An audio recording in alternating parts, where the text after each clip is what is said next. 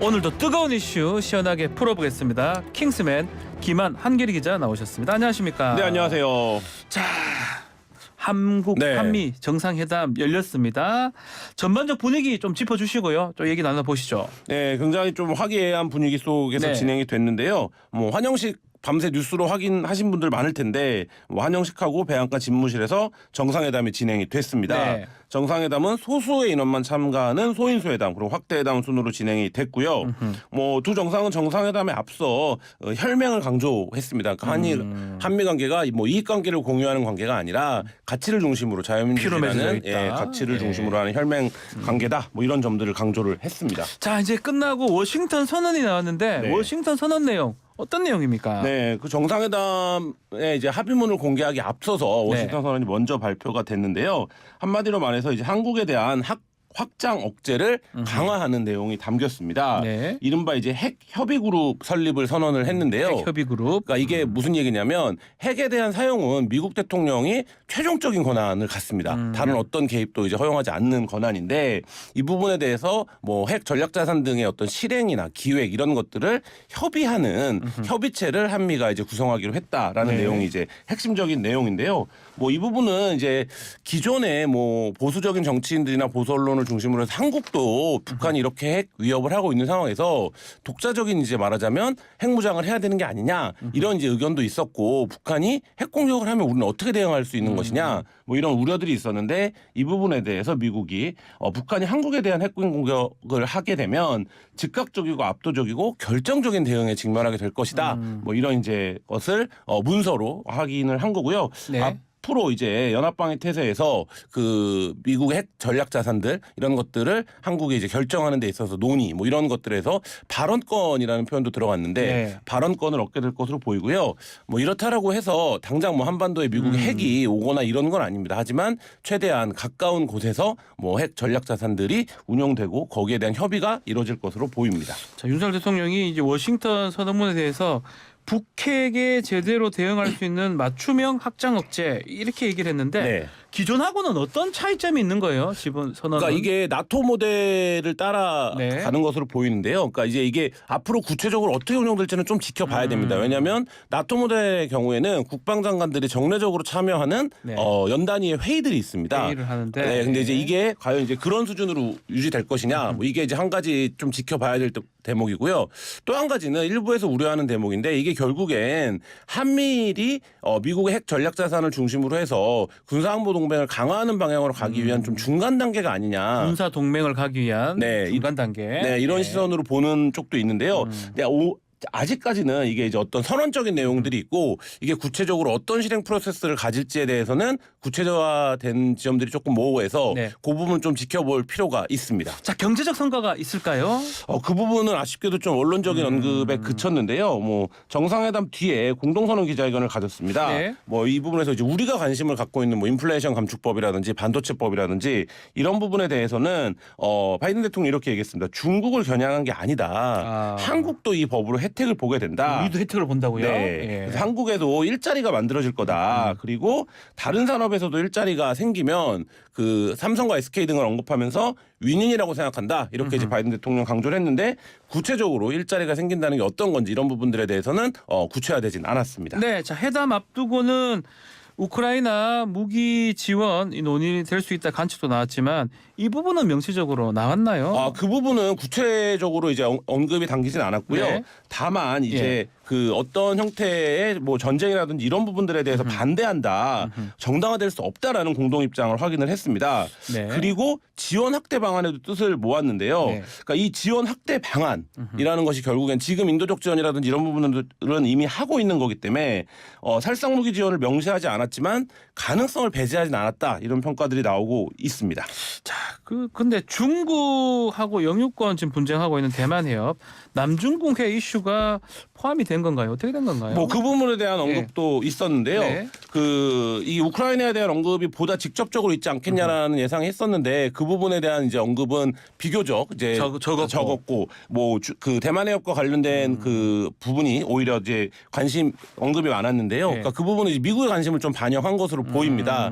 다만 이제 우리 입장에서는 러시아 문제도 그렇고 중국 문제도 그렇고 이제 사실상 이제 국경을 맞대고 있다고 해도 과언이 그렇죠. 아닐 같이 정도로 붙어 있으니까요. 예, 영향을 많이 미치는 부분이라서요. 이 부분들이 향후 이제 한미 정상회담 이후에 어떻게 전개될지 좀 지켜봐야 될 것 같습니다. 자, 시진핑 중국 주석이죠. 그리고 젤렌스키 우크라이나 대통령 처음으로 직접 소통했다. 이런 소식이 전해졌네요. 네, 그렇습니다. 중국과 그 러시아 관계가 굉장히 네. 긴밀해지고 있는데요. 시진핑 국가주석과 젤렌스키 우크라이나 대통령이 처음으로 직접 소통을 했습니다. 뭐 그 전화 통화를 한 건데요. 굉장히 좀 긴 통화를 나눴다라고 네. 해요. 중국 입장에서는 대화를 통한 해결을 촉구했다. 뭐 이렇게 얘기를 하고 있는데 이 부분에서에 대해서는 그 어떤 얘기를 나눴는지 정상 간의 대화이기 때문에 네. 뭐 구체적으로 이제 공개되진 않았고 다만 이제 러시아 입장에서는 중국이 중재를 하려고 한다. 중재한다. 예. 네, 그런데 우크라이나가 비현실적인 요구로 정치 외교적 사태 해결을 거부하고 있다 이렇게 이제 풀이를 하고 있거든요. 네. 그러니까 이 부분에서 뭔가 좀 명분을 만들어가는 과정이 아니냐. 뭐 이와 관련해서는 이제 그 5월 9일이죠 러시아의 전승기념일인데 네. 이때 대대적인 교전이 있을 수 있다. 뭐 이런 전망도 나오고 있습니다. 자, 한미 정상회담 또 워싱턴 선언 관련해서 자세한 이야기는 이어진 2부에서 박홍근 교수와 함께 자세하게 이야기를 나눠보겠습니다. 자, 그리고 지금 속보 같은데 네. 윤석열 대통령 일론 머스크하고 만났다면서요. 네, 그렇습니다. 이게 이제 머스크가 요청을 해서 접견이 머스크가 요청을 했습니까? 네, 이루어졌다라고 알려져 있는데요. 관심을 모으는 건 이제 그 테슬라의 공장입니다. 그러니까 이 공장이 과연 한국에 유치가 될 거냐. 지금 뭐 중국에는 상하이에도 공장이 있고 그렇죠. 그런데요. 이게 이제 굉장히 복합적인 산업단지고 굉장히 큰 규모의 공장인데 이 공장에 한국 유치, 그러니까 테슬라의 공장의 한국 유치가 이루어질 것인지 이 부분이 지금 좀 관심을 모으고 있습니다. 자, 오늘 주목해야 할 일정 짚어주시죠. 잠시 뒤에 우리 시간으로 9시 반에 국빈 만찬이 이루어집니다. 네. 이 국빈 만찬에서 어떤 이제 말하자면 뭐 메뉴가 나올 것인지 누가 참여할 것인지 이런 게 다 화제가 될 텐데요. 밥 이런 거요. 네, 지금 이제 관심을 모으는 거는 안젤리나 졸리가 참여하는 것으로 졸리가 그걸 네, 합니까? 알려지고 있습니다. 예. 아들이 이제 한국의 대학을 다니고 있는데 뭐 그런 부분들이 알려지고 있고 그다음에 이제 어떤 음식들이 과연 나올 거냐. 왜냐하면 이게 지금 1년 만인가요? 네. 국빈 방문을 한 거 그렇죠. 굉장히 오랜만이기 때문에 어떤 메뉴가 나올 거냐 뭐 이런 부분들로 관심을 지금 모으고 있습니다. 알겠습니다. 자, 국회 본회의 네. 소식도 전해드리겠습니다. 오늘 국회 본회의가 열리는데 안건이 너무 많은 것 같아요. 네, 그렇습니다. 이 하루 앞두고 여야가 막판 협상을 하긴 했는데 성과는 없었던 것 같습니다. 전세자기 피해자 네. 지원을 위한 지방세법 개정안에서는 합의점을 찾았습니다. 근데 이제 지금 국회에서 최대 현안이라고 할 수 있는 이른바 쌍특검, 그러니까 대장동 50억 클럽에 대한 수사와 김건희 여사의 주가 조작 의혹에 대한 특검법 네. 이 두 부분에 대해서는 이제 의견 합의를 이루지 못했는데요. 뭐 신속 처리 안건, 그러니까 패스트 트랙이라고 부르죠. 이거를 지정하는 의견과 그다음에 간호법, 의료법, 방송법 이것도 지금 다 올라와 있는데요. 네. 이걸 어떻게 처리할 것인지 이 부분에 대해서는 서로 이견을 확인하고 공방이 좀 격화되고 있습니다. 자, 민주당이 이제 다수 의석이기 때문에 이 쟁점 법안들 지금 말했던 뭐 간호법이라든지 방송법이라든지 쌍특검이라든지 강행 처리를 할 걸로 예상이 되네요. 네, 뭐 지금 민주당이 강행 처리를 할 경우에 국민의힘이 막아설 뾰족한 방법이 없는 네. 게 국회 의석수의 현실인데요. 네. 가장 큰 쟁점은 이제 간호법 제정안입니다. 이 부분에 대해서 이제 국민의힘은 해당 법안이 특정 직역에게 특혜를 줄 수 있다. 이런 소지가 있다. 네. 이런 이유로 이제 반대 의견을 하고 있는데요. 민주당은 어쨌든 강행 처리하겠다 이런 입장이고요. 의료법과 방송법도 지금 국민의힘과 민주당의 의견이 굉장히 엇갈리는데 네. 민주당 입장에서는 본인들의 의지대로 처리를 하겠다 이런 입장을 강조하고 있습니다. 자, 그렇다면 결국은 지난번 양곡법 때처럼 국민의 입장에서는 대통령한테 제2요구권을 행사할 수 있을 것 같아요. 네, 그러니까 그런 방향 수순으로 갈 것 같은데요. 예. 강행 처리를 앞서 말씀드렸듯이 막을 수 있는 의석수로는 이제 막을 수 있는 방법이 없습니다. 그렇기 때문에 양곡관리법 개정안 당시처럼 통과 당시처럼 대통령이 이제 제2요구권을 네. 행사하는 것이 이제 유일하게 이제 막을 수 있는 방법인데, 근데 이제 고민은 있어요. 그러니까 고민이니까, 이게 예. 이 그러니까 말하자면 거부권을 거부권 행사하는 행사. 게 흔한 일이 아닙니다. 근데 이게 법안을 껌껌이 대통령이 네. 거부권을 행사하는 모습을 총선을 앞두고 연출할 경우에 이 법들이 이른바 이제 민생 법안이라고 불리고 있는 법들인데 그게 이제 어떤 뭐 효과를 낳을 것이냐 이런 부분에서는 국민의힘도 고민이 될 것 같습니다. 자, 한편 전세 사기 피해 지원을 위한 지방세 기본법 이 개정안은 법사위가 통과가 됐는데 이건 오늘 본회의에서 처리가 될 수도 있을 것 같아요. 네, 이건 여야 합의로 이제 네. 처리가 된 내용이기 때문에요. 그러니까 내용은 이런 겁니다. 전세 사기 피해 세입자가 거주했던 집이 경매나 공매로 넘어가는 상황. 지금 이제 그 부분을 이제 그렇죠. 절망해서 안타까운 선택들을 하신 분들이 있는데요. 이때 이제 해당 주택에 부과된 지방세보다 세입자 전세금을 먼저 변제하도록 하는 네. 내용입니다. 전세 사기 관련 문제와 관련해서 여야가 별도의 이제 특별법 마련에도 속도를 내고 있는 만큼 법안이 처리될 것으로 보입니다. 자, 다음은 민주당 소식입니다. 자, 민주당 지도부가 지난 검수완박 네. 과정에서 위장 탈당 논란을 일으켰던 민영배 무소속 의원 복당시키로 결정을 했습니다. 네, 그렇습니다. 이제 이른바 이제 검수완박 네. 법안 처리 당시에 자진 탈당 형식으로 탈당했던 민영배 의원에 대해서 최고위에서 논의를 했고 복당을 의결을 했습니다. 어제 이제 박성중 대변인이 설명을 했는데요. 당의 요구로 심사를 했고 복당을 허용했다 이렇게 밝히면서 충분히 시간이 지났고 그런 차원에서 여러 고민 끝에 복당을 허용했다 이렇게 설명을 했습니다. 자, 이게 지금 뭐 소수 여당의 심사권 제한이다라고 헌법재판소 얘기도 있었는데 민주당 어떻게 설명하고 있습니까? 일단 박홍근 원내대표 네. 같은 경우에는 판결 당일에도 이미 밝혔다. 민주당은 헌법재판소의 결정을 전적으로 존중하고 일부 절차상의 문제를 지적받은 것도 겸허히 수용한다. 네.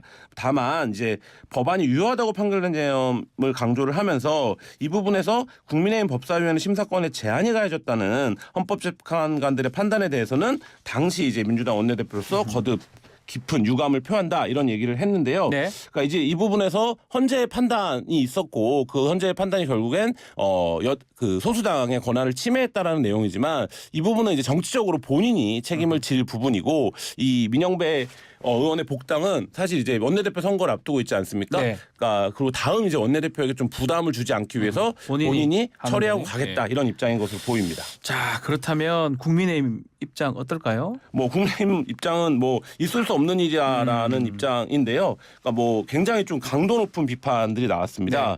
뭐 김병민 최고위원은 이러다가는 송영길 전 대표도 복당하겠다. 탈당한 지 얼마 안 됐는데 네. 복당하겠다. 이런 입장을 냈고요. 뭐 김재석 국민의힘 서울 도봉갑 당협위원장도 민주당은 파렴치 총량의 법칙을 지켜야 하나보다 이렇게 이제 굉장히 강도 높게 원색적으로 비난을 했습니다.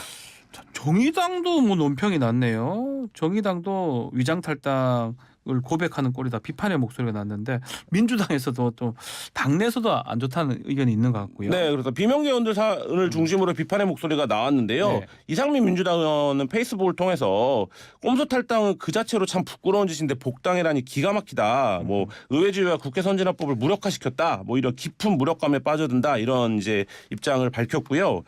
민의원의 지역구가 있는 광주 광산구 시민단체인 광산시민연대도 민주당과 민의원의 행동은 표류를 위해서는 어떤 수단이나 행위도 정당화될 수 있다는 나쁜 선례를 남겼다라는 논평을 냈습니다. 자, 문재인 전 대통령 이야기도 해보겠습니다. 이 양산 사저 근처에 평산 책방을 네. 했는데 어제 오픈을 했어요. 네, 그렇습니다. 현판식도 가졌는데요. 네. 뭐 사비를 들여서 만든 이제 평산 책방이 현판식에 이어서 이제 개업을 했습니다. 그러니까 말하자면 개업이라는 건 이제 장사를 시작했다라는 장사를 의미가 뭐. 되겠죠. 업무 개시. 예. 네, 개점 전부터 뭐 전국 각지에서 온 손님들과 동네 주민들이 책방 앞에서 줄을 서서 기다리는 모습을 보였고요. 뭐 작은 도서관 역할을 하면서 저자와 독자가 만나는 토론 공간 그리고 마을 주민의 휴식 공간으로 사용하겠다 이런 이제 계획입니다. 어제가 첫날이었는데 한 손님이 책을 추천해달라고 했다면서요. 네, 그래서 한 책이 화제가 됐는데요. 그 책이 뭡니까? 정지하의 소설 아버지의 해방일지라는 책을 추천을 했다라고 예. 해요. 그래서 왜 이 책을 추천했는가 이 부분에 대한 관심이 모아지고 있고 이 책이 단박에 이제 뭐 검색어도 오르고 했던 모습 제가 어제 봤는데요. 문재인 대통령은 오랫동안 준비했던 만큼 되게 기쁘다, 무척 기쁘다. 한 번만 오시지 말고 자주 책방을 좀 찾아달라 이렇게 좀 당부하기도 했습니다. 자, 일각에서는 문 전 대통령의 이 책방 혹시 정치적 행보 아니냐. 또 총선 또 네. 1년 안 남았잖아요. 그런 분석이 있는 것 같아요. 좀 여의도의 시각인 것 같기는 해요. 그러니까 문 전 대통령은 정치적인 어떤 활동을 재개할 생각이 전혀 없는 것으로 보이고 뭐 그런 상황인데 지금 이제 민주당이 여러 가지 어려움에 직면해 있고 구심점을 못 찾는 상황이다 보니까 문 전 대통령에 대한 관심이 높아지고 행위 하나하나를 좀 정치적으로 해석하는 뭐 이런 움직임이 있는 것 같은데 어제 이제 저도 이제 뉴스를 보면서 느낀 건데 굉장히 좀 자연인으로서 좀 자유로워 보였다 이런 느낌 받았습니다. 자, 또 다른 대통령 이명박 전 대통령도 공식 활동을 가졌네요. 네, 그렇습니다. 어제 오후 이제 연극 파우스트 관람을 위해서 서울 강서구의 한 이제 극장을 찾았는데요. 예. 이 자리에서 질문이 나왔습니다.